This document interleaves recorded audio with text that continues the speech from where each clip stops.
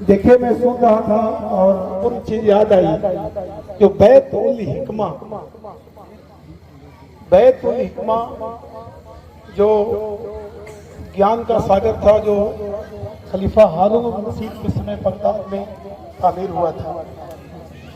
तो जब मैं इसके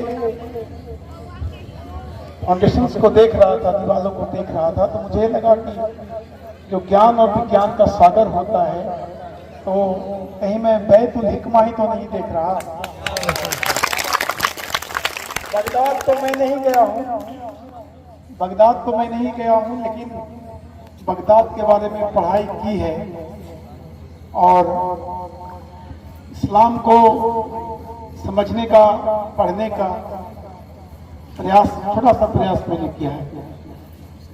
आप छोटी छोटी बातों पे नाराज हो जाते हैं, कभी कभी बुरा मान जाते हैं, लेकिन आप याद करें इससे डब्ल्यू सल्लल्लाहु अलैहि वसल्लम प्रोफेट साहब को, वो एक वाकया है कि वो मदीना में बैठे हुए थे और 30 घुड़सवार सरपट घोड़ा दौड़ाता हुआ चला जा रहा था। तो लोगों ने देखा कि कहीं ये मक्का से उन पे जानलेवा हमला नहीं होने वाला है। तो प्रोफेट साहब ने हंसते हुए कहा कि आने दो, जो भी आ रहा है उसको आने दो, कोई समस्या नहीं है। तो जब वो घुड़सवार नजदीक आता गया, तो आते के साथ वो झुका और वहां पहुंचा। सैयदुना जरीर बिन बजाली उनका नाम था, सैयदुना जरीर बिन बजाली। और उस वक्त नौजवान थे, उनको कमर का दिक्कत था। तो जब वहां पहुंचे तो लोगों ने देखा कि जिसको अक्रांता समझ रहे थे वो तो शागिर्द मालूम हुआ। और आते के साथ उन्होंने सलाम किया प्रोफेट साहब को और कहा कि मैं घोड़े पर तो बैठ नहीं पाता। इस्लाम ने, खास करके मुस्लिम शासकों ने जो अदल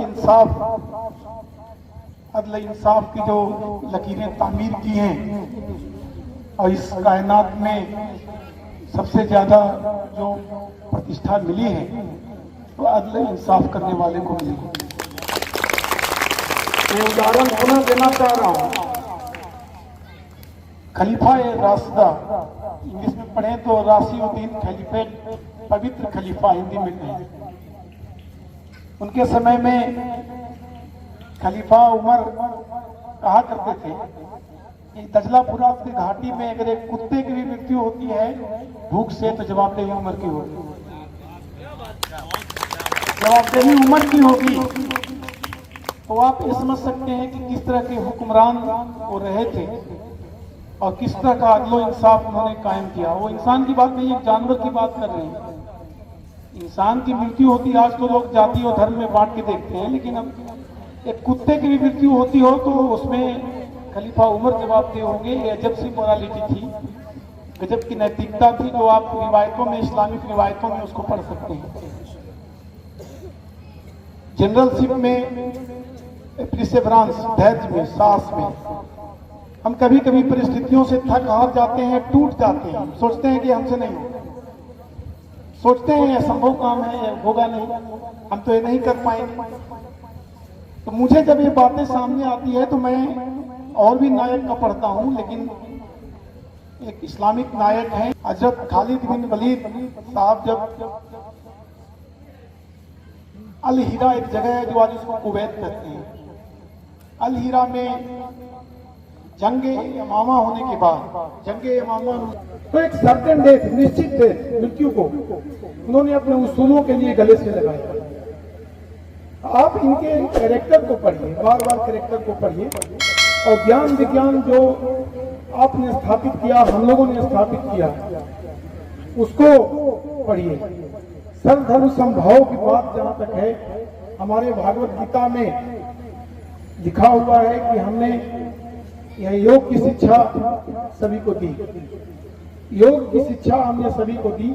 संस्कृत में भगवान ने कहा इमं विवस्वते योगं प्रोक्तवाहनम अव्ययम विवस्वानवे प्राह निर्छ्वाप्य प्रवीत एवं परंपरा प्राप्तम इमं राजस्यो विदुः स काल नेह महता योगो नष्टा ग्रंथ। इसका अर्थ है कि मैं पहला व्यक्ति था जो मैंने योग की शिक्षा दी।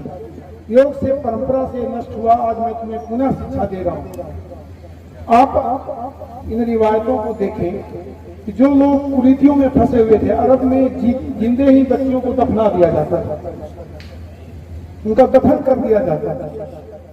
लोगों को बहुत सारी कुरीतियां घर की हुई थी, तो उनको पुनः रीएस्टाब्लिश करने का काम प्रोफेट साहब ने किया। तो कहीं न कहीं उन चीजों को वो स्थापित कर रहे थे। तो आप इन कैरेक्टर को पढ़िए, और क्योंकि हिंदुस्तान में सब धर्म संभव है, सभी लोग एक ही जगह के हैं। हम लोग जब चीजों का अध्ययन करते हैं तो ये अंतर नहीं पाते। आचार्य शंकराचार्य ने कहा अहम ब्रह्मास्मि, मैं ही ब्रह्म हूं, और मंसूर बिन हल्लाज ने कहा अनल हक। मंसूर बिन हल्लाज ने कहा कि उनमें कोई कॉन्टेक्ट नहीं है। शंकराचार्य ने कहा अहम ब्रह्मास्मि, और मंसूर बिन हल्लाज ने कहा अनल हक। And there is no difference between the two ideologies. और रीत और सत्य को प्राप्त करने के लिए एक प्रयास है, और मैं समझता हूं कि जो सच्चा ईमान लाता है उससे बड़ा ईमानदार इस धरती पर कोई नहीं। जरूरी है कि वो सच्चा ईमान लाए, उसमें ईमान सच्चा हो, और सच्चा ईमान लाने वाले लोग किसी चीज से नहीं घबराते।